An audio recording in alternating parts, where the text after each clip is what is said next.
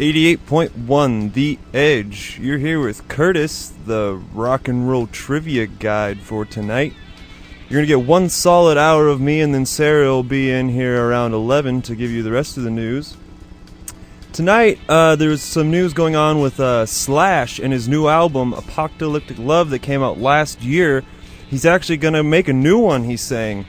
Miles Kennedy, who actually was the lead singer of the last album, is said to be going back to Alter Bridge, and he's Slash so far not giving any dates to say if Miles will be singing on the new album or not, but he said not to have any Alter Bridge fans worry that he won't take him away from that band. Outside of that, I mean, Slash, is always known for Guns N' Roses, but there's some news with Guns N' Roses that actually kind of been going on. Former Guns N' Roses members Duff McKagan and Steven Adler performed together with Duff's band Loaded last week in Japan. This is always some cool news to hear of the old Appetite Destruction age of Guns N' Roses guys getting together and playing yet. To actually see a full version of the group playing together, it will be probably never to be seen because of Slash and Axl Rose's continuing feud. But seeing all these groups play together and have, they still have some band, unity is kind of cool to see. So hopefully we can, see more with maybe Slash and Alder and Duff McKagan get together and actually do something, which would be cool outside of like Velvet Revolver. Alright, well, you're listening to 88.1 The Edge. Up next you have Pieces by Sum 41. KDPS Radio, Edge 88.1, the Night Owl Rock Show. Last week I kind of went into some depth about how Eric Clapton was planning on retiring at the age of 70. Well, we have another very big group planning on retiring very soon, and it's very sad to hear. But Motley Crue just announced that after they get this new soundtrack done, and the following up album after the documentary Dirt comes out for the band, that they're going to do one more tour, and that might be it, quoted by Nikki Sixx. There's actually some bad news that just happened to Motley Crue. They're on tour with Kiss, on a big full stage tour. They brought out all of their different machines, and there's going to be a huge live show with all the fire and pyro and all that stuff. But Vince Neil was actually just rushed to an emergency room in Australia because he had some internal pain, so they had to cancel a couple shows. So it'd be interesting to see what will happen with Motley Crue, if they will be able to pick up the tour and continue on. I was planning on seeing them in Cadott, Wisconsin, so hopefully everything gets back to normal. But there could be some problems going on too. I remember in 1992 they came out with an album called, just a premium title called Motley Crue, and they had a different singer other than Vince Neil singing for him at that time. John Corabi, a lead singer of the band Scream, was actually put into the band, and they only recorded one album with him, and it was a lot heavier than all the other Motley Crue albums that were available. It wasn't very 80s hard rock, it was more almost grunge. And I thought it was great, so it'll be interesting. Maybe, who knows, they might bring John back if Vince isn't better. But hopefully he does. 88.1 The Edge. Up next you have Saints of Los Angeles by Motley Crue on 88.1. Edge 88.1. Well, we got some more kind of new news with different bands that are going to be coming out. That's really cool is Whitesnake's original members, Rick Moody and Neil Murray, have actually decided to come up with a new group. This new group will be called Snake Charmer, and it's actually supposed to be stuff that they never released with Whitesnake. They're reforming and kind of making some different changes to the group, which to me is awesome. I mean, I still love Whitesnake with, David Coverdale and everything, but it's been heavily noted throughout the years that David Coverdale is very hard to work with. He's had some very great guitar players play throughout the year other than Rick Moody. He's had Doug Aldrich and Stevie Vai, to name a few of his big guitar players that he's had playing on his albums. But so this is really cool to me, these extra side groups that have been happening. Snake Charmer isn't really the only one that's happening lately. The other one that I'm actually very, very, very excited for is TNN which is a side group outside of Dokken with the original members George Lynch, Jeff Pilson, and Mick Brown forming a band called Tooth and Nail. The video was actually just released on Rat City Records, so go out there and check out that video because it is just amazing. It's a lot heavier than what Dokken was. And once again, like David Coverdale, Don Dokken has also had a history of being hard to work with. I saw Dokken with Don's version here probably about 3-4 years ago, and it just wasn't the same. I mean, you got to have George Lynch and Mick Brown and Jeff Pilson in the band for me to be considered Dokken. So to me, Tooth and Nail is the closest thing you're going to get to it, and they're brand new out there, so go out there and check them out. Their new album, Tooth and Nail, is out, so go get that. And up next on 88.1 The Edge, you have Feel Good Drag by Anne Berlin. Edge 88.1. We got some more news coming with the Van Halen camp. Last week I was talking about how the lead singer, David Lee Roth, was actually talking about how he wanted to have a reunion with Michael Anthony. It's starting to really look like that's not going to be the case anymore. Van Halen son, Wolfgang, is playing bass in the group right now, and he's actually the one that tried to push everybody to get David back in the band and everything, so I think they're going to try to come up with another record. 2012's Different Kind of Truth that just came out was actually just a bunch of Van Halen songs that hadn't been recorded yet in the studio, or some had been recorded but weren't released, and so they decided to re-record all of them and put it out for a disc. So now Wolfgang is talking about how they're actually been writing new stuff while out on the road, while out on tour, and it'll be interesting to see what this new sound of Van Halen will be sounding like. Outside of Van Halen, though, Wolfgang, I didn't know this before this, but he plays in Mark Tremonti's side band, pronounced Tremonti, and it's actually more of a metal band, so for both of them it's kind of a step outside the box of what they normally do. So it'd be interesting to see, Wolfgang playing on this new Van Halen record, to see the old 80s kind of hair metal sound, but then also he's playing with groups like Tremonti, where he gets to experiment playing heavier sounding music. And I think it's even a big step outside of Mark Tremonti. For many of you maybe who don't know who he is, he's the guitar player for Creed and Alter Bridge, and both of those groups are really great alternative hard rock bands that are out on the scene right now. And Tremonti, his solo record, was actually a metal influence record, because Tremonti, I've read interviews with him, and he said that he grew up listening to Metallica and Iron Maiden and Testament and all these old heavy metal bands, and so he wanted to go back to doing that, which to me is awesome to hear, a rock artist being able to switch genres. So stay in tune for that. Up next, you have Tears Don't Fall by Bullet for My Valentine. Edge 88.1. Well, Howard Jones is back.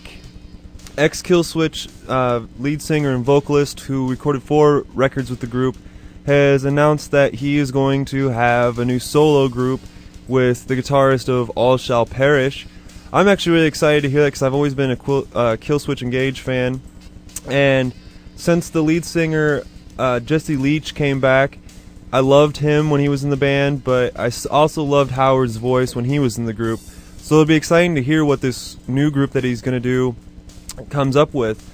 Killswitch actually is coming out with a new album with Jesse Leach back on vocals called Dream the Descent, and I've heard the first track on YouTube and it is amazing. So if you haven't heard the new Killswitch album, go out there and check it out. On some sad news over the week, Alvin Lee died of 10 Years After. He's the lead guitar player. 10 Years After played some of the biggest venues back in the 60s. They were at the most legendary Woodstock of 69. They were also, at the Montreal Pop Festival. They also penned hits, though, like I'd Love to Change the World and Love Like a Man, both really big hits.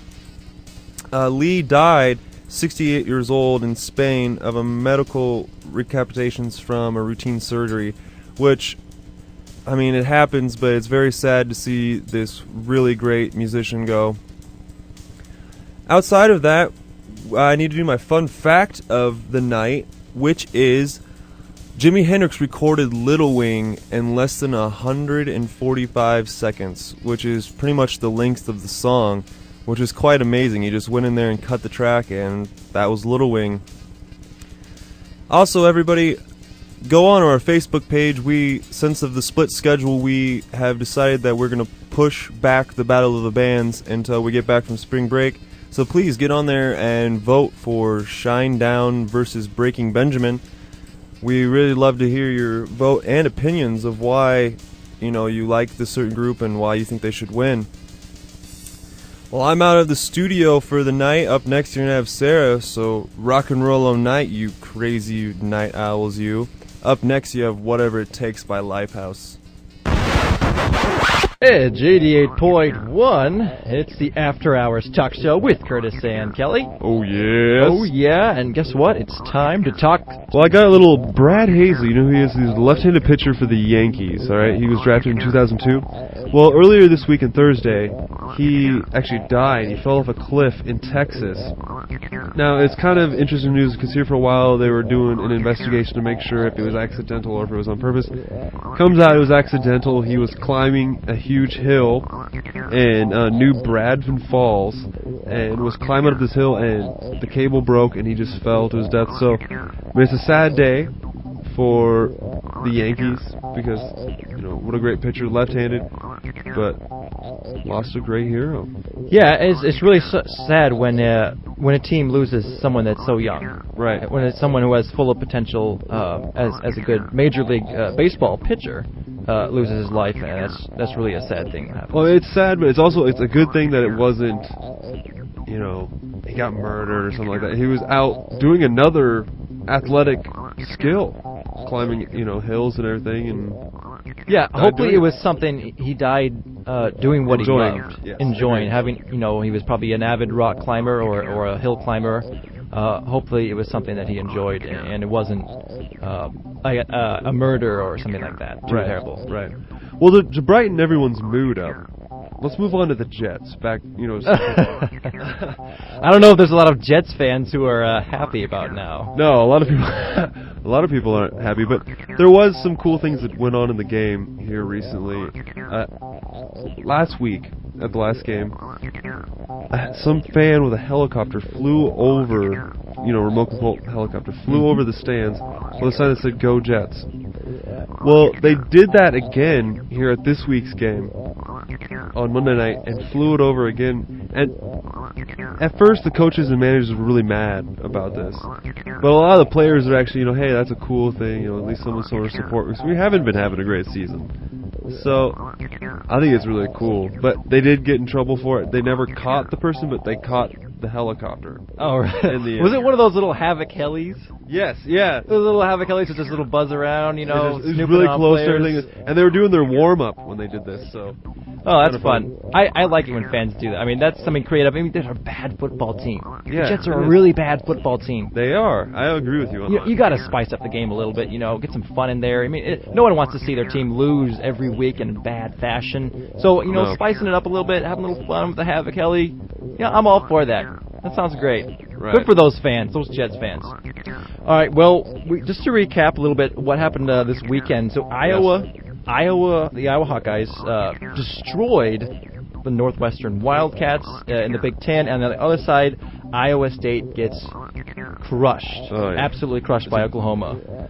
It was kind of a bad weekend for Iowa college football fans, really. Well, I would say for Iowa State fans, because Iowa crushed Northwestern. It was such a satisfying game. So Hawkeye fans, they do not like Northwestern fans. Northwestern has been a pain in our side, and Hawkeye fan sides, for many years now. And any opportunity that we get to crush the Wildcats is a wonderful day. And the offense and defense, they look good together. Who's Iowa coming up with next, do you know? Iowa's coming up with Minnesota. Ooh. Minnesota. They're playing up in the cold north, the state of Minnesota above us. Weather's going to be very cold there. It's going to be in the 30s, which brings me to my next point. This next coming month of November, the weather's going to be very cold. It is. It's going to be very, very cold. That's going to really change the way games are played now. It is. I mean, you gotta expect that as a football fan. Late November, it's gonna snow. Yes, so if you're going to these games, make sure you pack on plenty of layers and try to stay warm because it's going to be very, very cold. Alright, well, up next here on Edge 88.1, The Edge on the After Hours Talk Show, we have the Man Card segment where we toss out our best strong people that are doing crazy things out there in the world that they deserve a man card.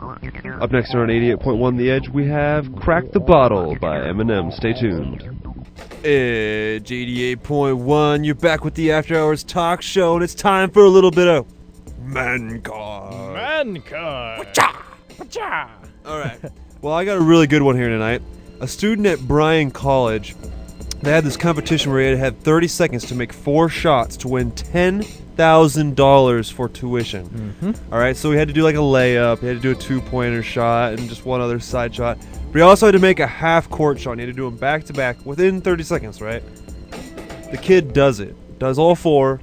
Crowd goes crazy, and now the even more crazy part about this is he's never played basketball in his life. Ooh, Made nice. all 4 shots. So he's going to be getting $10,000. His name was Castano Tomeo. He's 23 years old at Dayton, Tennessee. $10,000 making 4 shots. Don't you wish you could do that, Mike? Oh, boy, I always wanted to do that, really.